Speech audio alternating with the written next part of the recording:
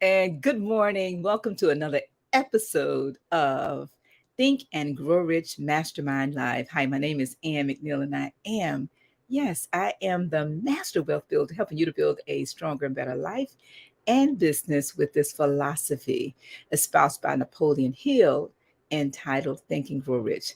Well, today our special guest is none other than you have to wait. Yes, you have to wait and give you a moment or two to contact your family and your friends and invite them to join us as we talk about the principle of persistence. Okay, all right, I'll tell you. Our special guest is none other than Mr. Jeremy Torish, and he is going to come on and share his Think and Grow Rich experience with this philosophy, but especially the principle of persistence. Now, we're talking about your sustained effort that is necessary to produce or induce faith. What does it look like for you? Last week, we talked with a special guest, and he talked about his persistence as relates to the construction industry. The week before that, we had a very energetic guest on talking about how he persists until he succeeds with a spirit of excellence. But today we want to ask you to think about, how do you use persistence? Do you persist until you succeed with a spirit of excellence, or do you just quit? Well, if you have a desire to transmute money, yes, or any kind of money equivalent, then you really need to have the sustained effort called persistence. And as I discuss this principle, let me bring on my co-hosts and have them share just a little, and then we'll bring our guests on. So we'll start with Dr. Peter James. Good morning, Dr. Peter James. How are you this morning? And let's bring on excited to be here with you this morning, Ann McNeil, because you know why? I am so persistent to be here with you that I'm excited to dive in to hear what the persistence looks like from our audience, but definitely our special guest today. I think we're all going to be wowed by our special guest. So very excited. For those of you who are out there listening, for those of you who are out there watching, what does persistence look like for you? How are you persistent day in and day out towards your goal, towards your dreams? We've talked about this before. If you can dream it, it can come to fruition. But you have to have that will and the desire, but also persistence must come along with that. So, Ann McNeil, I don't want to get too deep too soon. Well, let's bring on our other co-host, Mr. Galen Bingham. Good morning, Galen. Good morning. How are you this morning? Fantastic. It's great to be back. I've been away for a little bit, but this is an amazing principle and chapter to come back on, because the one thing that I can guarantee you is that no plan will go according to plan. So you have to have persistence. And I love the way Napoleon Hill puts it in this chapter. He says that fortunes gravitate to people whose minds have been prepared to attract them, just as surely as water gravitates to the ocean. So the question then becomes, how have you prepared your mind for fortunes? Have you spent any time preparing your mind for fortunes? And if you haven't, that may be the reason you may find yourself weak in persistence. You have to prepare your mind. So that's what this chapter is about. That's what this principle is about. And I can think of no one better than our special guest to talk about persistence, because you don't do the kind of work that he does without having at least a small smidgen, just a little bit, at least a little bit of persistence, because as I said, it's guaranteed that no plan goes according to plan. So I'm ready to get into it. All right. Since Galen brought up the principle and what Napoleon Hill shares, we just start with talking about the fact that the starting point, if you will, of all achievement starts with a desire to be persistent. And if you keep this thought in mind, remember that weak desires, which is weak persistence, brings weak results. But on the other hand, a strong desire, a strong commitment to persist will bring you a strong a strong desire in terms of the accomplishment. So we really want to ask you to think about how do you use persistence in the achievement of your goals as we walk through this principle.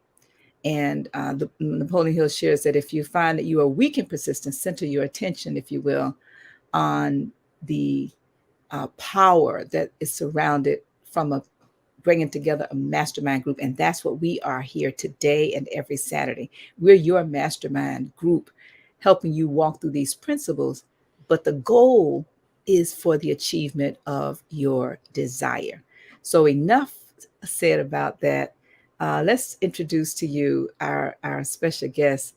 Today, our guest um, is one whose proactive mindset, if you will, took him from a homeless kid digging ditches to a C-suite executive operating national utility construction companies, which consistently generate revenues of 40 to 60 million dollars annually.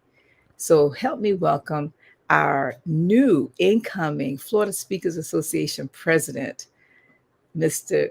Jeremy. Jeremy, good morning. Yes. How are you? Great morning, everybody. Thank you for having me. I'm always happy to be on a show where you reach so many people who think like you think, like we think, and to be on your show with your co host and your guest. It's really special for me. And so I just want to tell you all from the bottom of my heart, thank you for thinking of me and including me in this conversation. Absolutely, absolutely.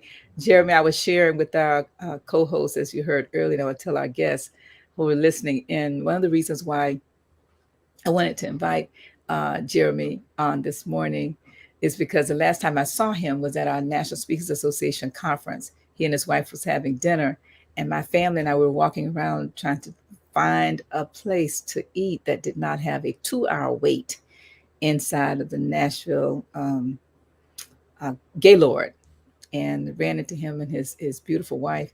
And he could not wait to tell me his family experience in walking through this book. And I said, gosh, got to have him on the podcast, because oftentimes many of us read the book, but seldom do we stop and allow it to read us.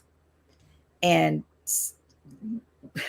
less than that do we invite our family and our friends to share this tome, these principles, this awesome book, but living in the book and having it help us to understand that you can achieve any desire you have, but the clarity must come in your desire, not necessarily in how you achieve it, but the clarity must come about what is it that you desire. And once you have great clarity about that desire, everything else, the universe will draw like a magnet to you. The resources, the people, the power, the circumstances to help you achieve that desire. So, Jeremy, if you could share with us a little bit about how did you get here, and then we're going to go to Galen and talk about the 13 principles of this philosophy. So, how did you get here? Can you share a little bit about your history, Sure. your So story? I was born down here in South Florida, which is a great place to be born. I think it hit like the geography lottery, if you will. But I was born to very dysfunctional and very young parents who did not know what they were doing and were very selfish. And so for me and my little sister, my big sister, my little brother, grew up in a very bad environment. Lots of drugs, alcohol, lots of people coming in and out, lots of parties, and no sense of pride, no sense of doing good with your life, and nobody encouraging you to do anything. And so it was just kind of always have fun, live for today. And that was not a very healthy thing for children. So it didn't bear well for my brothers or my sister. Eventually, two of my brothers are gone now from suicide because it is a really bad thing to go through. I don't know what happened to me, but when I was 20 years old, I was homeless from 17 to 20. I just left. So I've had enough of that. I was better off on my own. I went and kind of couch surfed for 3 years until literally I was digging ditches for this contracting firm for the cable company, and 7 words changed my life. Twice in my life, actually, one at 20 and one at 22. But it sparked a change, and that's when I became proactive. So even though in a minute, in an instant, in a lightning bolt, my whole outlook on life changed, I went to work still digging ditches the next day, still living in a converted garage, walking to work with very little money, no cars, no anything. But I had a pep in my step because I had a proactive mindset, even though I didn't know what that was. I just thought positively, and things started happening. Success leaves clues, they say. And I started seeing positive changes in my life, meeting better people. When I say better people, I mean people that wanted good for me, which had never happened in my life before, except for a very few rare occasions. And those sparkles always, I think, get that humanity alive in me. So those people are very special to me. But yeah, and then I just worked every single day. Talk about persistence. I was the first in and the last out every single day. I was sweeping the floors in the morning, even though it wasn't my job, because I didn't want to just stand around in a parking lot with a bunch of installers talking about, this or that. I wanted to be productive. That's what turned me on. That's what got me going, is getting stuff done and not being asked to do it. And I learned out later, that's all proactive thinking and action taking. And that served me so well in my life. I later became an in-house employee at Comcast, one of the fastest promoted managers. In my early 30s, I was running a $47 million upgrade down here in South Florida.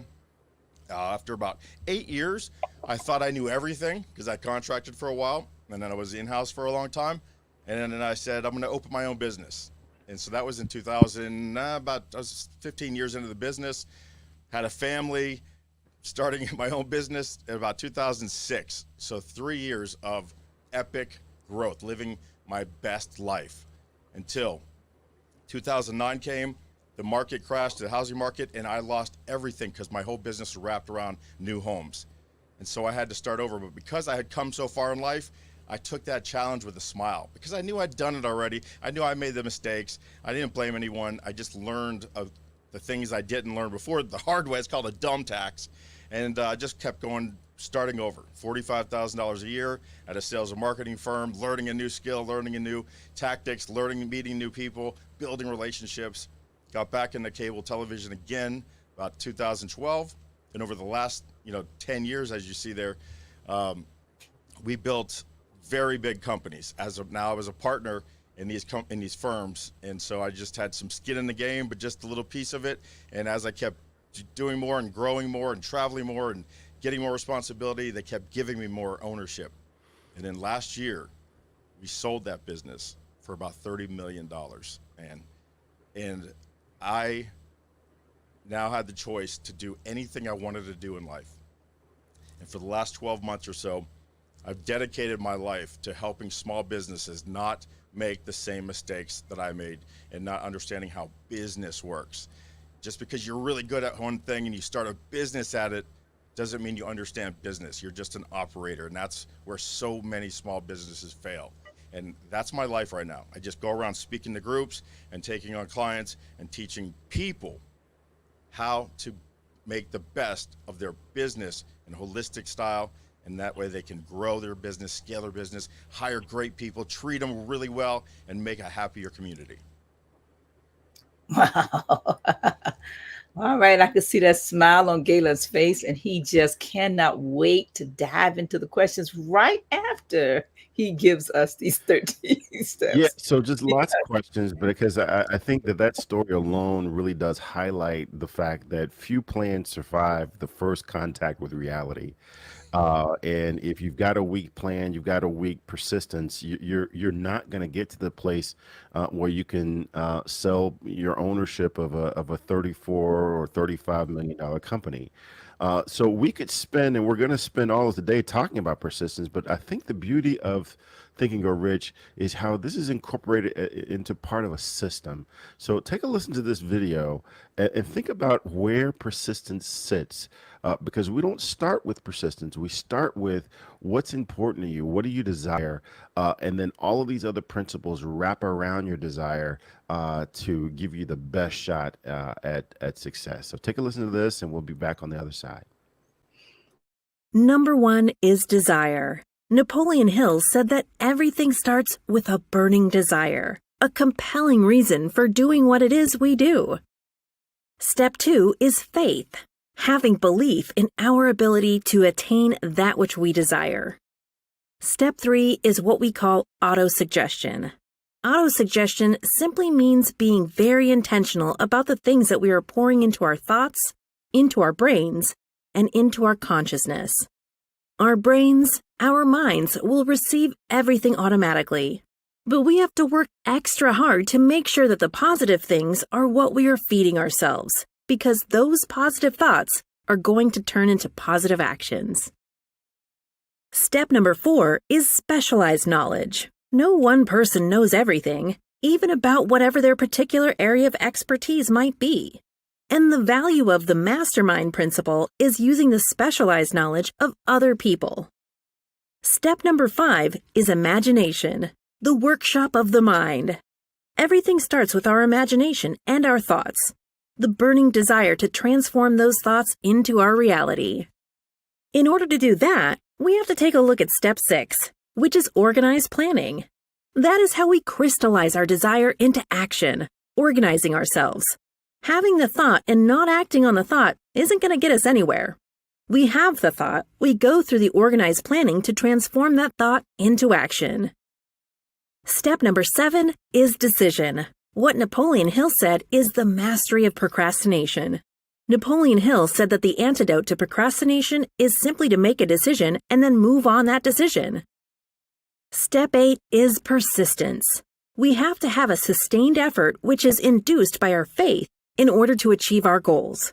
One of Napoleon Hill's books I love, even the title, 3 Feet from Gold. Those people who became rich during the gold rush in the wild, wild west days didn't do that because they were necessarily smarter or had better information than anyone else. It's because they stayed just a little bit longer. Sometimes people left when they were just literally 3 feet from gold. So hanging in there, being persistent, is step number 8. Step number 9, the power of the mastermind, the driving force. None of us can accomplish anything on our own. Everybody, I don't care who you are, from the most prominent person to the person who might be considered the lowest on the totem pole, everybody has someone who helped them get to where they are. And the power of the mastermind is being able to use those influences around us, use the thoughts, use the knowledge, use the exploration of other people to help us in achieving our goal. Step number 10, the mystery of sex transmutation. This title can be a little confusing, but essentially what the mystery of sex transmutation means is that we oftentimes in our society think of sex as being purely physical. It is absolutely physical, but what Napoleon Hill teaches us is that sex also has an emotional element, and that sex is the strongest of our desires. That if we can take our sexual energy, transform that into positive, creative influences, it can propel us to new heights. And so we spend quite a bit of time talking about the mystery of step 10, which is sex transmutation. Step number 11 is the subconscious mind, which Napoleon Hill tells us is the connecting leap between our human mind and the infinite intelligence, the source of all thought, the source of all creativity. Conscious Mind, we spent some time talking about how we use that through the influence of autosuggestion and what we're feeding into our mind. Step number 12, which is the brain, the broadcasting and receiving station of thought. Final step number 13, the sixth sense, the door to the temple of wisdom. This is the final step through which infinite intelligence may and will communicate voluntarily without any effort from or demands by the individual. The principle is the apex of the philosophy. It can be assimilated, understood, and applied only by first mastering the other 12 principles. Yeah, I mean, so there you have it, right? That's the entire process. But today we're talking about persistence in particular, and I want to go to the words of Napoleon Hill and set that and use this as the setup for my question for Jeremy. If you look at the words here, it says poverty conscious will voluntarily seize the mind which has not been occupied with the money consciousness. And that's what he was talking about earlier. And then Napoleon Hill says that money consciousness must be created to order unless someone is born with it. So I want to bring Jeremy back up because, as we go back to your story, it sounds like, the beginning parts of your life based upon your surroundings, your family, poverty conscious was kind of there because it just came in. It didn't need an invitation. You didn't have to take a class on how to be poor. Poverty just kind of came in, but something happened that caused you to create the desire for money consciousness. So I'm curious, what was that transition like? What was the transition to money consciousness that allowed you to get out of that poverty mindset? Backstage. There we go. Yeah, so it was a very slow process that was unconscious. Actually, it was doing the right thing every day because I believed in myself for the first time ever in my early 20s, from 20 to 22. I started believing in myself in 22. When I was 22 years old, I found out I was smart. Just again, another 7 words made me know I was smart. And so what happened when I started believing in myself, they say success leaves clues, and that's what was happening. So the transition was I was having small wins. And that taught me a really important lesson in goal setting. And if you don't set those small the baby step goals, you won't reach the big goal. And also, I found out that reaching those big goals was very unfulfilling, that the fulfillment came from giving and helping other people along the way, and then really being open with my story and not being embarrassed of myself. And because you're going to help other people. A lot of other people are way worse than I had it. And these little stories, if they just help one person, it's so worth letting a million people know that I was very flawed and still have problems in my life today that stem from that.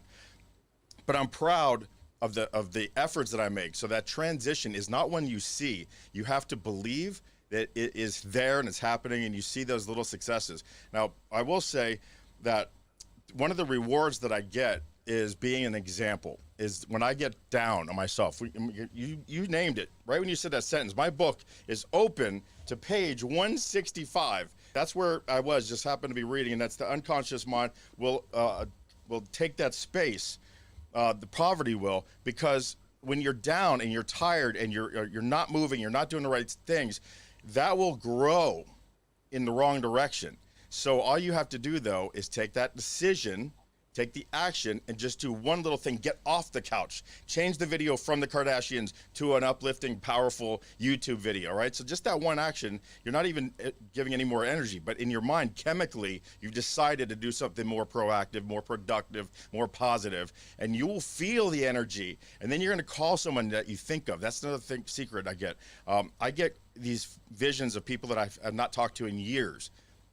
And now I just call them when I see them. And I just tell them I'm thinking of you. Don't know why. Don't have a reason to call you. Just telling you you're on my mind. And so many times that person has said, you don't know how important that this call is right now. Something just happened in the last couple of days or whatever. And, this just kind of changed my view. And so do that. That's the little things that really have helped me along the way. I'm never going to be the most quick. I'm never going to be the most skilled. I'm never going to be the smartest, even though I am smart, not the smartest.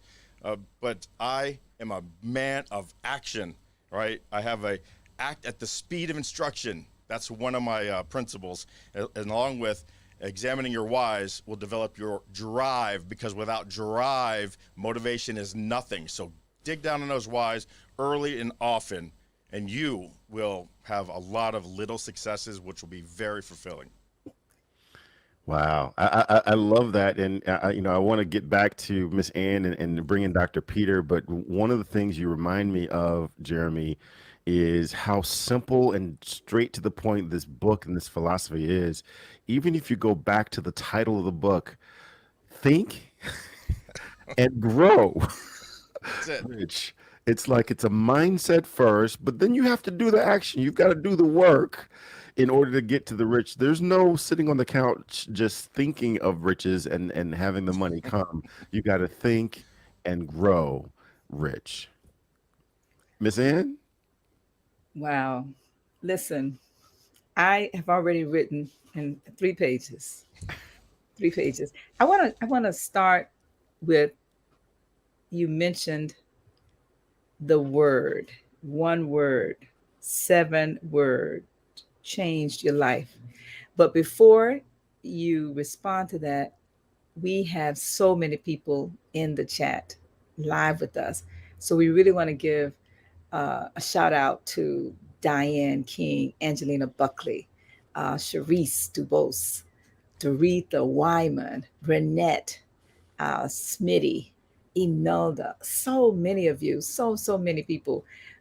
Jason, wow, so many people. Listen, Rose Young, all of you, comment, like, share, subscribe.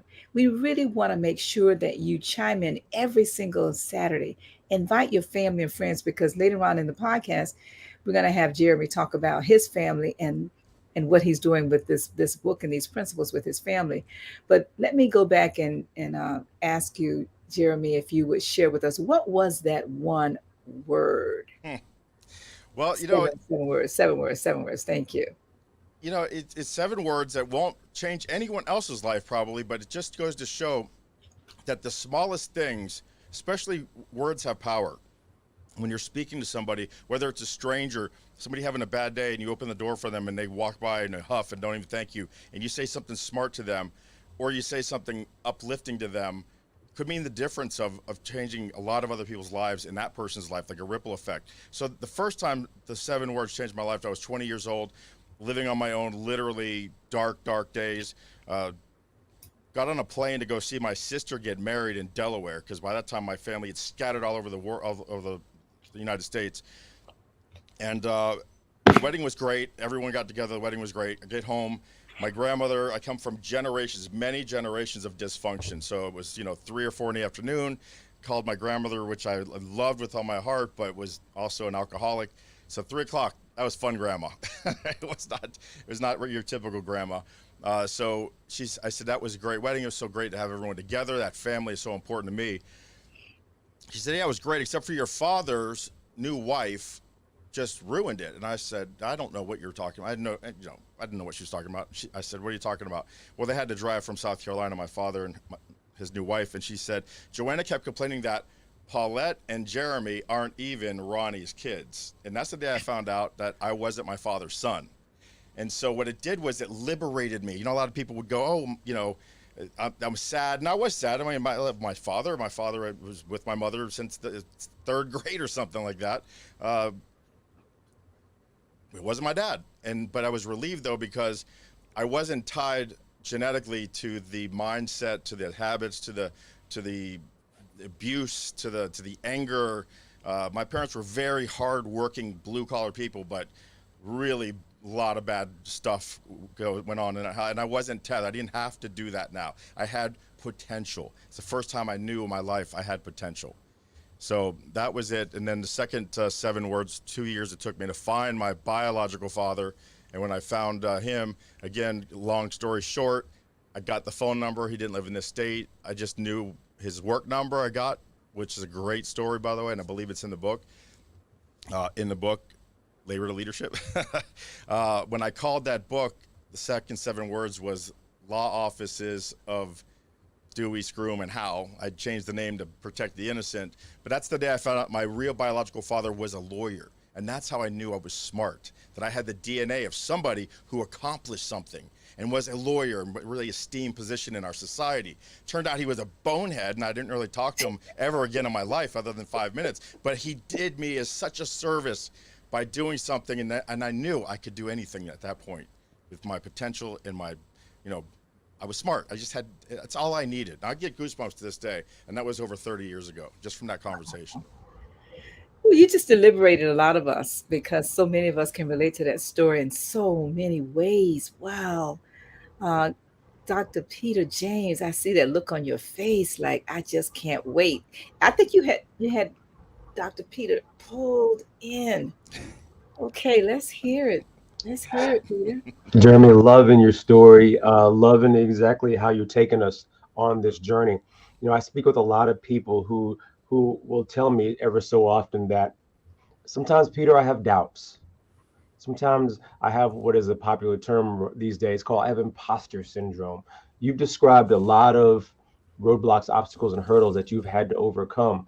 Napoleon Hill says in the book, the majority of people are ready to throw their aims and purposes overboard and give up at the first sign of opposition or misfortune. Jeremy, I want to hear a little bit what that looks like for you when you have those times of doubt, when you have those times of, this is a tall task. I don't know if I'm going to make it. What does that look like for you, if you don't mind sharing with us, please? Sure. You mean last week when I was doubting what the heck I'm doing in this world, that I've spent $200,000 on the best mentors and the best teachers and traveling all over the world, seeing the best seminars so I could have the tools in my toolbox to share with the small business community and get on stage. I'm going to be on stage next Thursday, 2 speakers before Martha Stewart. How did I get here? Who am I to tell these people how to fix their businesses? Who am I to go in front of 2,000 people before Martha Stewart and tell them how to overcome adversity and how to look these self-doubts in the face and laugh at them? Well, who I am is somebody who does it every single day because I'm human. I didn't go to college. I don't even have a high school diploma, but I do the work. And as long as you do the work, you will succeed. Now, success is, my definition, the natural conclusion of any effort, not the pre-conclusion, a natural conclusion. Failure is a natural conclusion, not quitting, failing, big difference. Don Shula says it's the start that stops most people. So I get up every day, 3:30 in the morning, believe it or not. I don't go to sleep till midnight every day, 10 years. I'm driven, but I'm full of doubt. I am full of imposter syndrome. I am the president leading a chapter of speakers that's 40 years old. These speakers have been in there for 20 and 30 years. I've been speaking for exactly no stage presence whatsoever. This next Thursday is my first major stage, but I speak every day. I do tons of content. I interview people. I am more interested than interesting.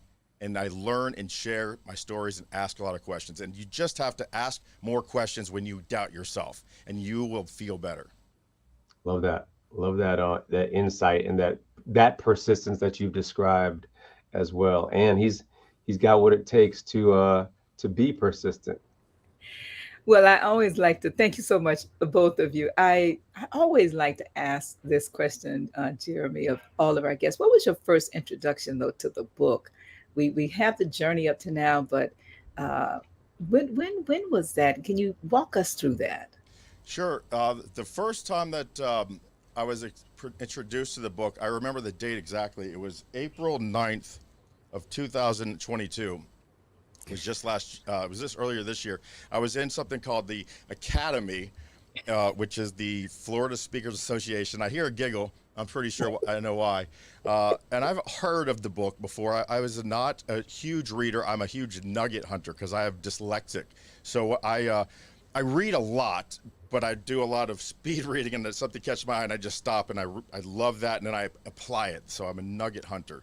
But I was filming the Academy, which is how young speakers learn to be great speakers, because the Florida Speakers Academy has great teachers. And they had a guest, and the guest was a Think and Grow Rich expert, especially when it comes to masterminds. And her name was Miss Ann McNeil. And I sat in on that, and I put the camera down. I don't know if you remember this, something I don't normally do. And I sat at the table as a student, because I was supposed to be there.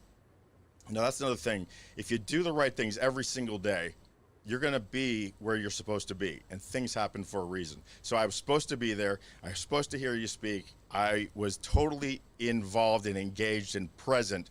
And that's the day that I went home and texted my children, who are 18, actually, as of 2 days ago, 19, 21, 24, and 28.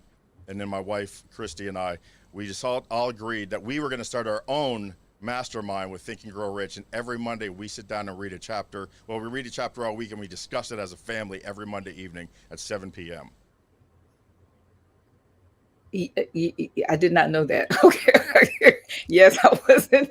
Yes, that was me. I did not know. I always ask the question, and I did not know that. So thank you so very much. And again, when the student is ready, the teacher will appear. And you did. And your story moved me. Yes, that was a phenomenal day for all of us. And actually, I am writing an article for Speaker Magazine as a result of that FSA session, because our guest that day, thank you. Our guest that day does a podcast, Speakonomics, and he too was not going to stay.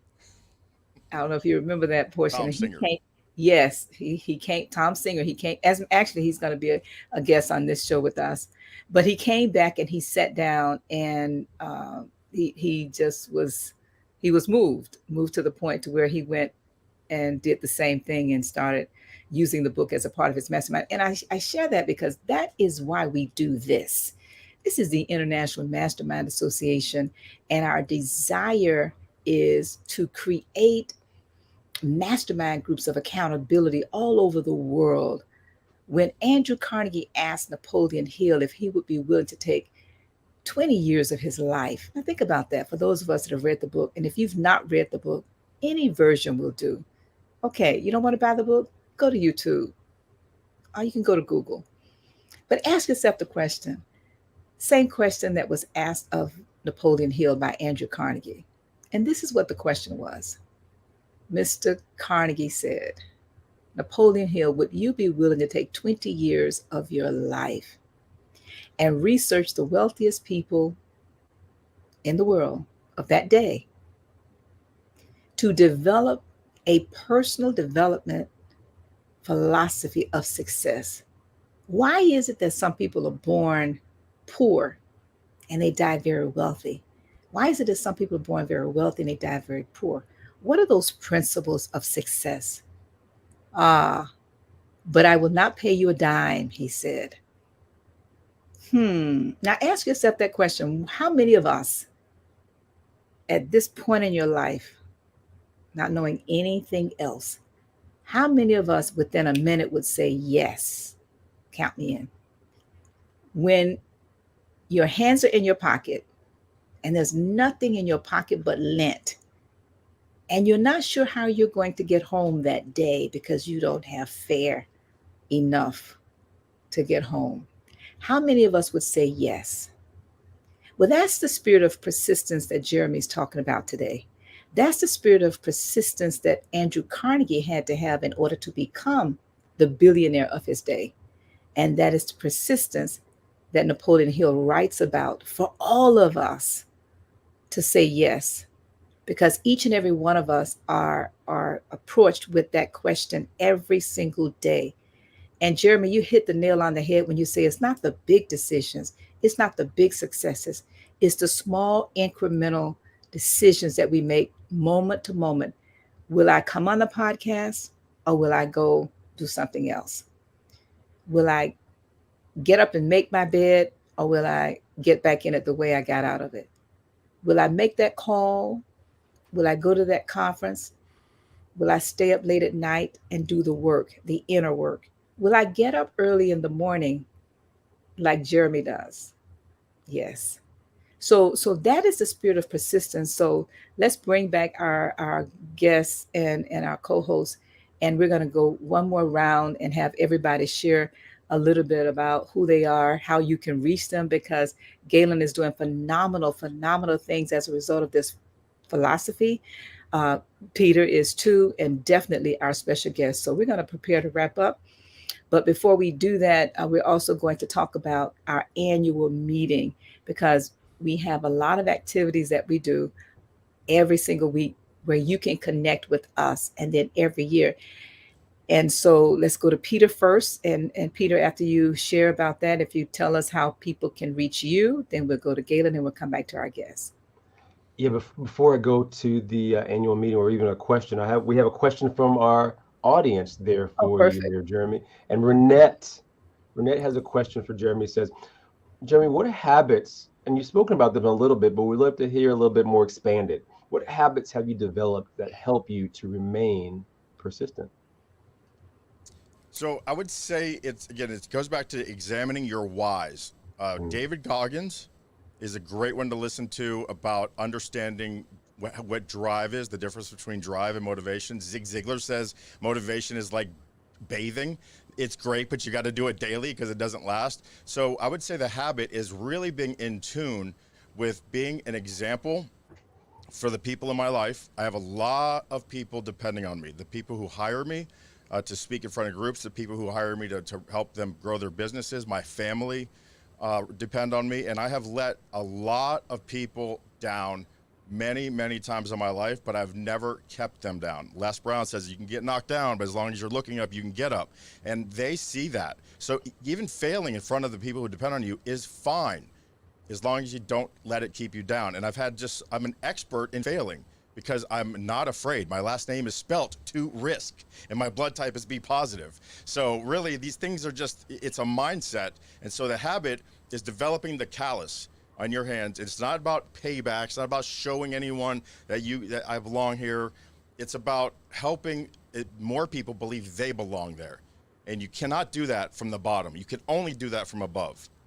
So it's not about the small habits, and it's all about that developing that drive. I used to be a fighter. I had 1,000 street fights, and when I was got into martial arts, I used to be in these competitive fights, and I would lose after the second round and be disqualified, and I wouldn't know it. I would go, "There's no way I just lost." I couldn't fathom that I lost, even though I did.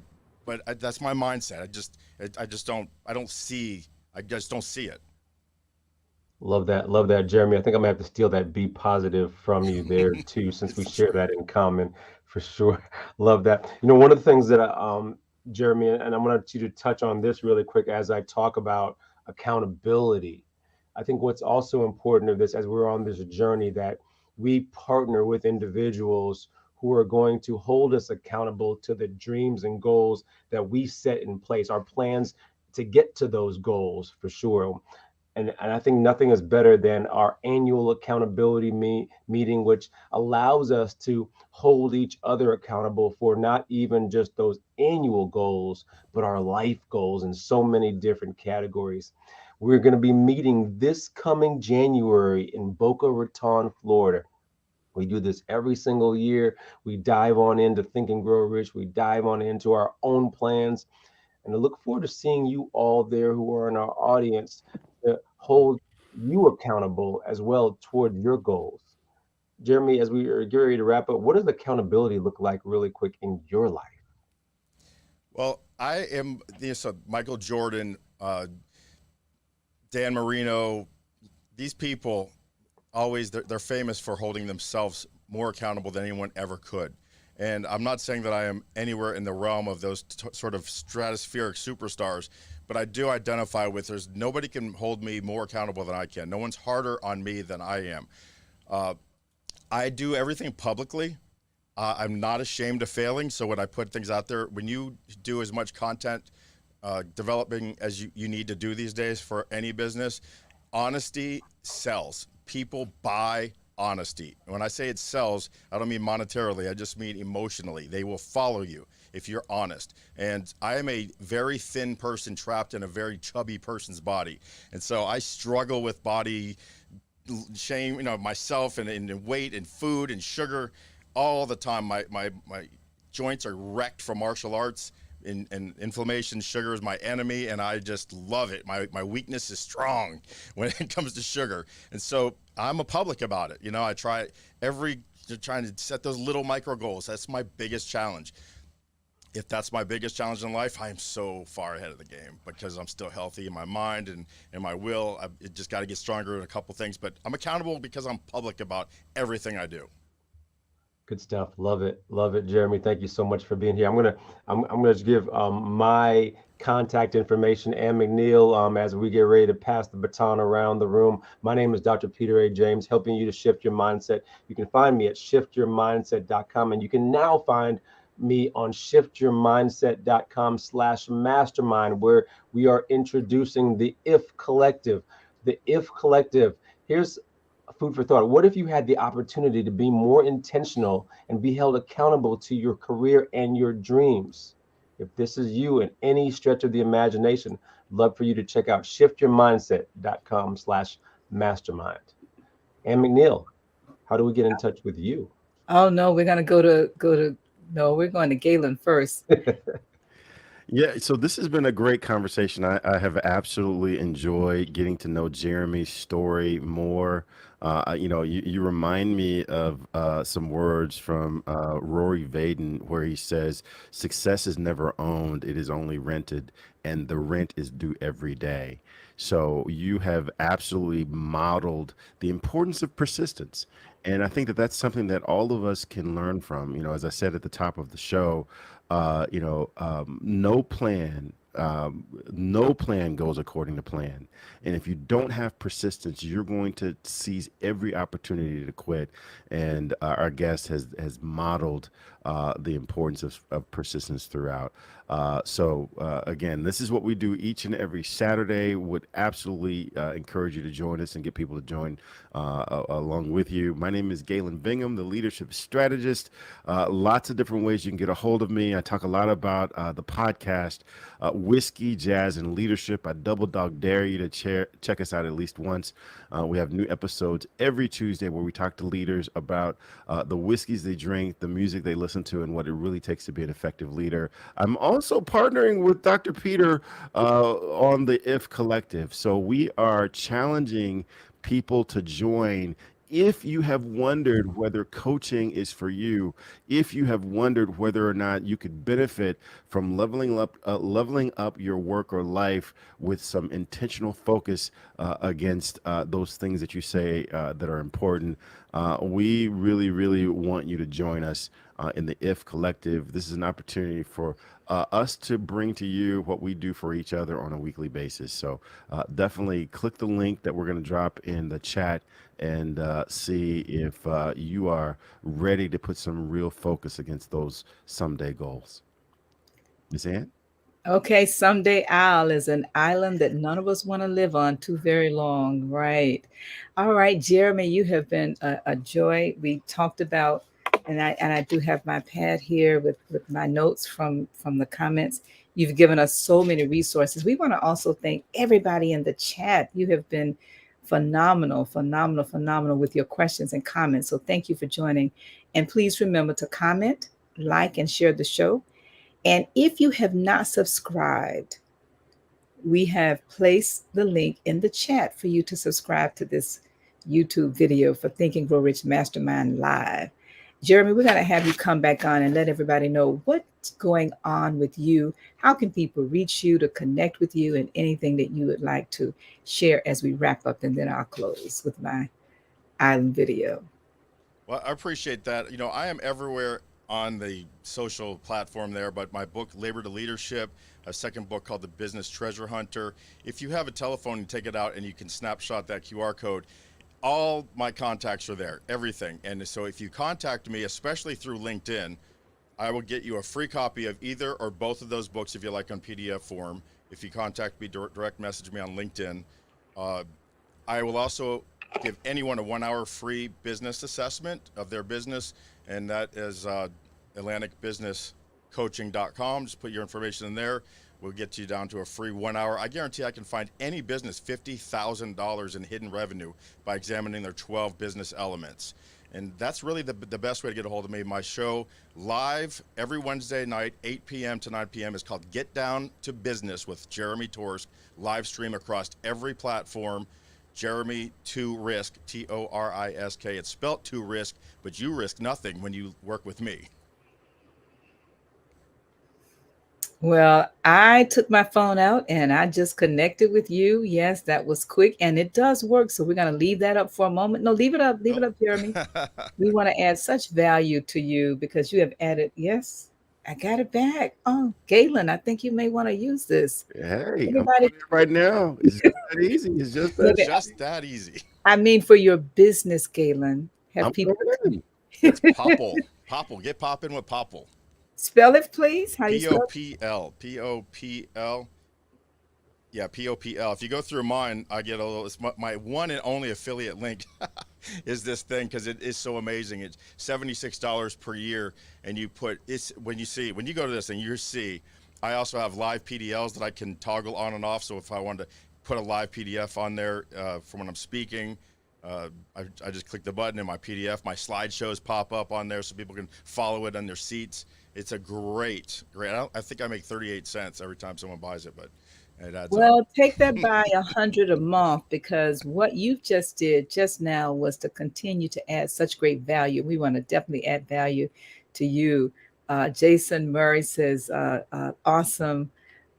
Think Up with Rose says, man of action.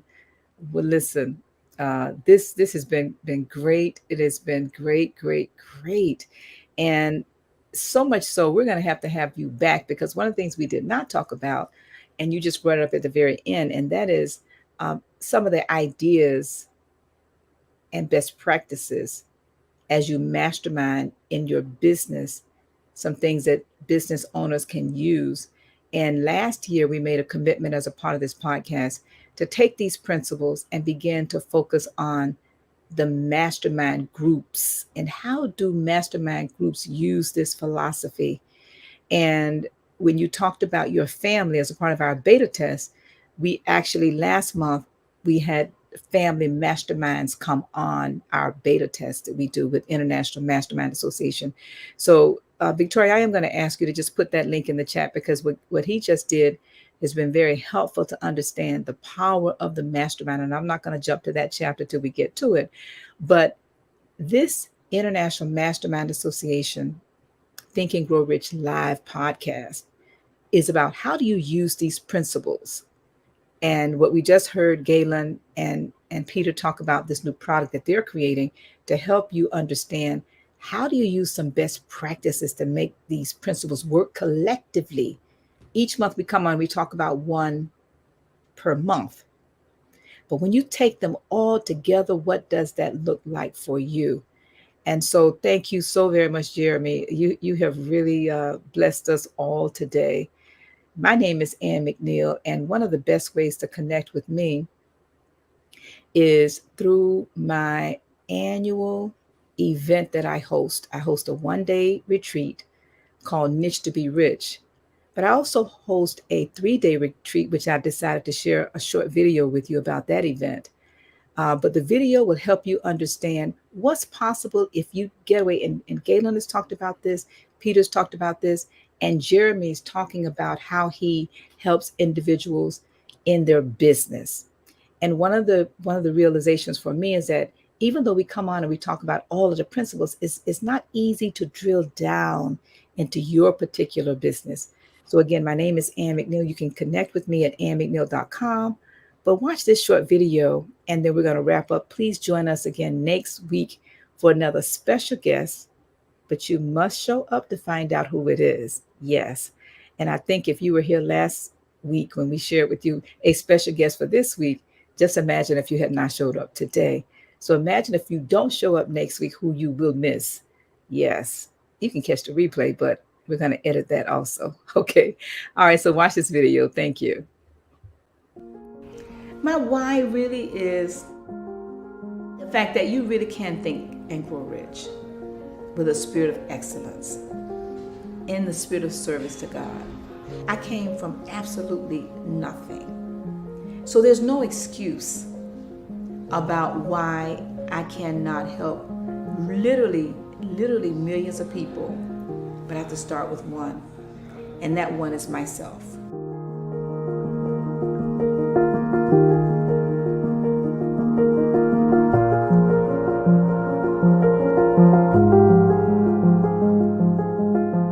Miss Anne, such a gift. The way that you have curated this space for people to be safe, to be seen, to be heard, to be validated, to be encouraged, to be lifted up in a way that allows them to see beyond what they may have ever even dreamt to be possible, is special. It's a blessing, it's a gift, and it's transformative.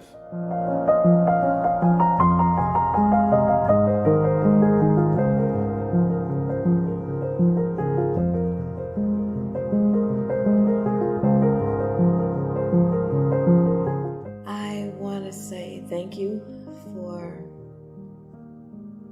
opening my eyes to what it is I need to do, how to do what I need to do, and sharing your life experiences so that I don't make the mistakes.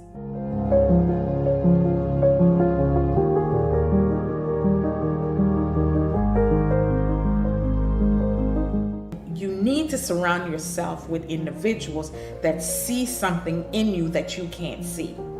Because once they see that, then they will keep bugging you because they know better is in there.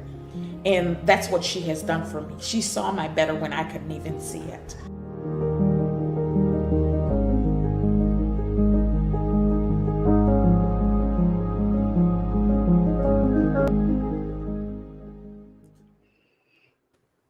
All right. Thank you, everybody, for joining us. You have been listening to another episode of Think and Grow Rich Mastermind Live as we talk about persistence and how do you persist until you succeed with a spirit of excellence. Thank you, and we'll see all of you back here next Saturday, 8 a.m. Eastern, same place, same time. Have a great day. Thank you.